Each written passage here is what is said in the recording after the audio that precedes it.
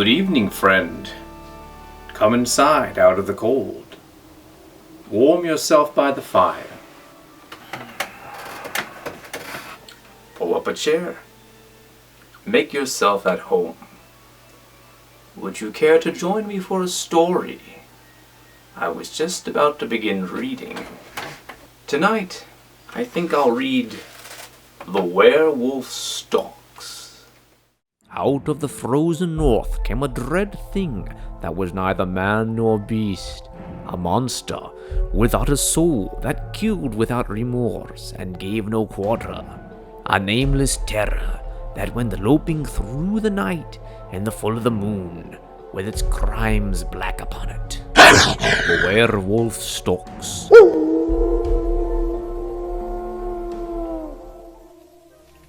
In the frozen timberlands of northern Canada, a gaunt grey killer stands at bay. Careful, careful, lads.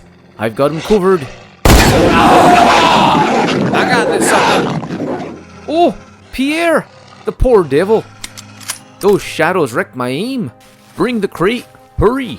That was the biggest timber wolf I ever saw. Vicious, too. It leapt for a man's throat. We took the beast alive, but at what a price. I've been caging and selling wild beasts for 20 years, but every time a man is killed, I feel like a murderer. That weren't your fault, Mr. Wilder. That brute moved faster than its own shadow.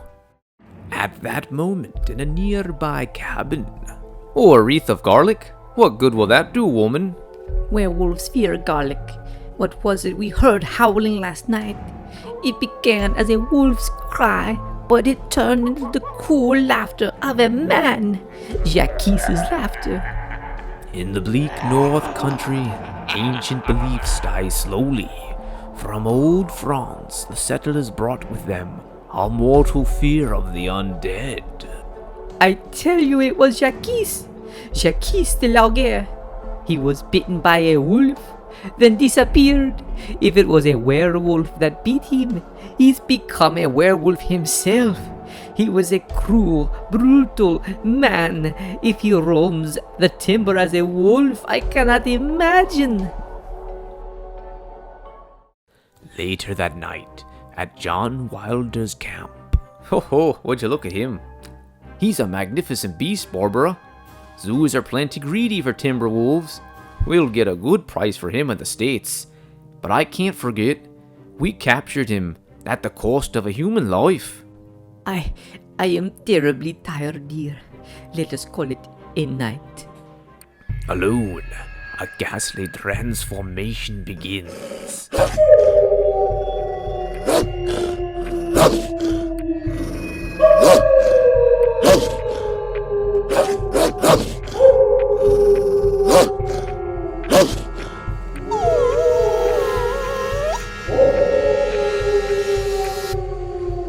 I'm no longer a wolf.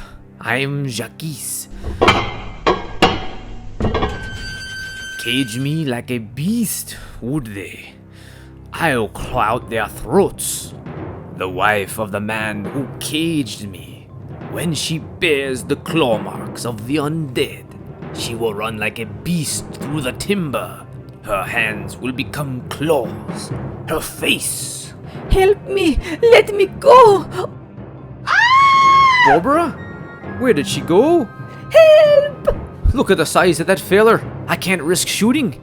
I've got to get closer. Oh! I've got to get this wound dressed. I will die if I don't get to a doctor. He went that way. I'm in bad shape. Losing my strength quickly. I'm turning back into a wolf. No control over it. How can I get to a doctor to help me if I am a beast without a voice? I'll be killed on sight. I will get the wound dressed. As the wolf, it is my only chance. I must take it. He will not know I was the man he shot. A man he does not believe in. The camp is aroused by an agonized howl. Oh, wounded. My, I remember now. My gun went off twice when I struggled with the lumberjack. A stray bullet must have lodged in that poor beast. Oh, steady there. Got the bullet out and sterilized the wound. Those dressings will have to be changed once a day, but I guess I can handle it. In a week you'll be at sea, sir. It'll be tough on you if he turns ugly, with a rolling deck under his feet. 10 days later, as the ship nears the Golden Gate. The beast wound must be nearly healed. I believe I have made friends with it. It never snarls at me. What is this? It is not a wolf. It is the face of a man. Jean, help! The ship's docking.